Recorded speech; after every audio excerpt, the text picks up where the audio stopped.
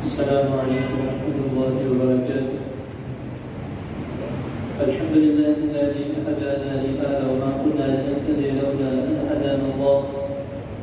اللهم صل وسلم على نبينا محمد صلى الله عليه وسلم. أما بعد، ذات محترم، اللہ تعالیٰ کی توفیق سے سفر کے آداب و مسائل آپ کے سامنے اختصار کے ساتھ بیان کیے جا رہے ہیں۔ آپ سب نے اللہ تعالیٰ کی توفیق سے اور میں نے بھی اس سفر کے آداب و مسائل میں بہت سے ایسے مسائل بھی سنے جو کہ نہ تو مجھے پہلے علم تھے، ہو سکتا ہے ان میں سے کہیں آپ کو بھی نہ پہلے علم میں، لیکن الحمدللہ، شکر الحمدللہ، سیکھنے سے ہی سیکھ ملتی۔ اور علم یہ ایک ایسا سمندر ہے کہ جتنا مرضی بڑا عالم ہو وہ ہمیشہ ایک طالب علم رہتا ہے۔ تو اسی لیے میں اکثر یہ بات کہتا ہوں کہ جب تک ہم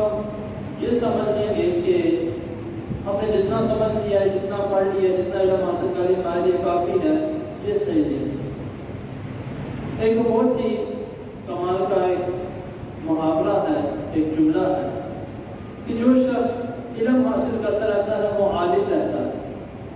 اور جو بس یہ سمجھ لے کہ میں نے علم حاصل کر لیا وہ بے علم ہو جاتا ہے، بے شک جتنا مرضی بڑا عالم۔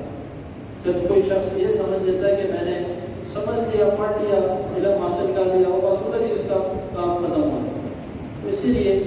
کوشش کرنی چاہیے کہ جتنا ہو سکے جہاں سے بھی آپ کو علم ملے اس کو لازمی طور پر لے لیا جائے۔ تو اس سفر کے آداب و مسائل میں، اس سفر کا جو سفر ہمارا چل رہا تھا، تو اس میں بہت سی ایسی باتیں جو آپ نے بھی نہیں سنی، میں نے بھی نہیں سنی، میرے علم میں بھی نہیں کی، الحمدللہ میرے علم میں بھی ہے اور آپ سن کے آپ کے علم میں بھی ہے۔ اللہ تعالیٰ ہم نے جو کچھ سنا ہے ہمیں اس پر عمل کرنے کی توفیق عطا فرمائے۔ سفر میں کس طرح جانا ہے، کسی جگہ پر پڑاؤ کرنا ہے تو تب کیا عمل کرنا ہے، کس طرح کی دعائیں پڑھنی ہیں، وہ بھی میں نے آپ کو بتایا۔ اور آج کا جو ہمارا اس آداب و مسائل کا جو سفر چل رہا تھا، اس کا آخری سبق وہ گھر واپس آنے کی دعا، اور گھر تک پہنچ کر تب کیا پڑھنا ہے اس کی دعا۔ کہ سب سے پہلے جو آتا ہے کہ نبی کریم صلی اللہ علیہ وسلم جب کسی جگہ پر سفر کے لیے جاتے اور سفر سے واپسی کا ارادہ کرتے تو نبی کریم صلی اللہ علیہ وسلم یہ دعا پڑھا کرتے: آئبونا تائبونا عابدونا لربنا حامدون، کہ ہم واپس جا رہے ہیں، ہم توبہ کرنے والے ہیں، ہم اللہ تعالیٰ کی عبادت کرنے والے ہیں، لربنا حامدون، اور ہم اپنے رب کی حمد و ثنا بیان کرنے والے ہیں۔ اتنی خوبصورت اور 5 لفظوں کی دعا ہے: آئبونا تائبونا عابدونا لربنا حامدون، صرف 5 لفظ ہیں۔ تو ہم اس سے بالکل ہی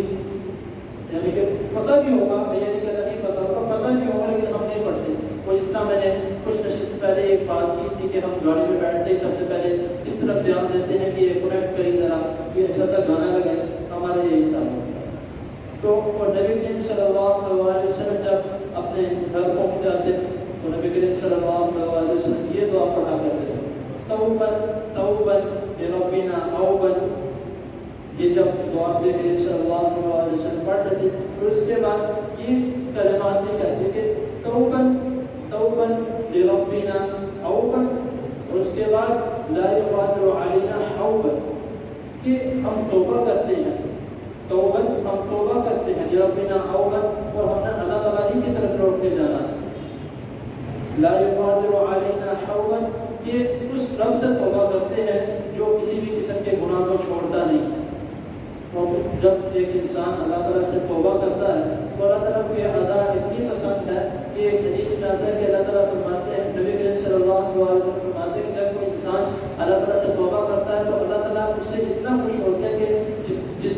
سے زیادہ خوش ہوتے ہیں کہ جتنا ایک شخص اپنی بنی ہوئی سواری دے کے خوش ہوتا ہے۔ جو ایک چھوٹا سا عمل ہے توبہ کرنا، تو اسی لیے کوشش کریں۔ اور ایک اور عمل جو جس پہ میرے دادا جان ماشاء اللہ بہت باقاعدگی سے اس پر عمل کرتے ہیں، اللہ تعالیٰ ہم سب کو عمل کرنے کی توفیق عطا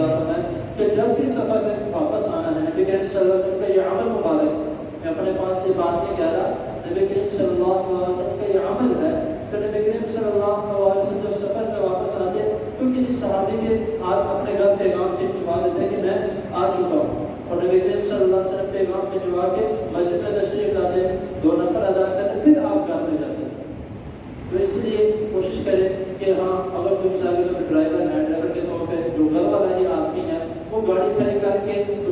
پھرا کے نماز پڑھ لے، کوئی مسئلہ نہیں، کیونکہ پہلے تو بڑے اس طرح کی چیزیں ہوتی تھی اس کو باہر مار کے فٹافٹ اندر جا کے سنتے جو نوافل پڑھ لی جاتے تھے، اب گاڑی کا مسئلہ ہے، اس کا پارک کرنا پڑتا ہے، تو کوئی مسئلہ نہیں، آپ اپنی گاڑی پارک کر کے جو عورتیں ہیں وہ گھر جا کے سب سے پہلے نوافل پڑھیں، پھر باقی کام کریں، جو مرد ہیں وہ کوشش کریں کہ مسجد میں آ کے 2 نفل پڑھیں، پھر اپنے گھر جائیں۔ تو یہ طریقے کا جو رسول اللہ صلی اللہ علیہ وسلم، اب کئی لوگ یہ سوال کرتے ہیں کہ یہ نوافل کیوں پڑھے جاتے ہیں، اس وجہ سے پڑھے جاتے ہیں کہ بھائی یہ نوافل شکرانے کے نفل ہے کہ اللہ تعالیٰ نے آپ کو خیر و عافیت سے اپنے گھر پہنچا دیا،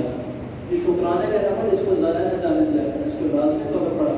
اللہ تعالیٰ کے دعا اللہ تعالیٰ ہمیں جو سنا ہے اس کو سمجھنے کے، اس پر عمل کرنے کی توفیق عطا فرمائے، اور جن لوگوں نے میرے ساتھ الحمدللہ شکر اللہ کا اس مکمل اس سفر کو گزارا ہے اور اس یہ پورا باب جو سنا ہے ان کو تو الحمدللہ سارے معاملات اور جتنے بھی میں نے بیان کیے سب کا پتہ ہوگا، لیکن کچھ ایسے ہیں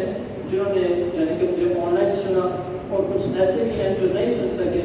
جو کہتے ہیں کہ باقی باتیں بھی جو ہیں وہ بھی سننی ہیں، تو اس کے لیے میں ہر تقریباً ہفتے بعد 2 ہفتے بعد میں یہ کہہ دیتا ہوں، ایک پیغام دے دیتا ہوں۔ یہ ویڈیو جو ہے صرف اور صرف اس نیت سے بنائی جاتی ہے کہ جو لوگ یہاں پر موجود نہیں ہیں وہ اپنے گھر پہ بیٹھ کے سنیں، جو مائیں بہنیں اب اکثر جو ہے وہ ان سوالات میں پھنسے ہوتے ہیں، ان باتوں میں ان کو مسجد میں آ کر نہیں بدلتا، تو اس طرح سن لیں۔ تو اسی لیے جو چینل کا نام جو ہے وہ میں آپ کو بتا دوں، اہل القرآن میرے چینل کا نام ہے، تو آپ وہاں سے بھی دیکھ سکتے ہیں۔ اس کے علاوہ اگر اہل القرآن دیکھنے نہیں آتے تو بے شک میرا نام لکھ لیجیے اردو میں، حافظ محمد احسان اللہ یہ لکھ لیں، انشاءاللہ تعالیٰ سامنے آ جائے گا، ورنہ تب بھی نہیں تو پھر آپ بے شک مجھے میرے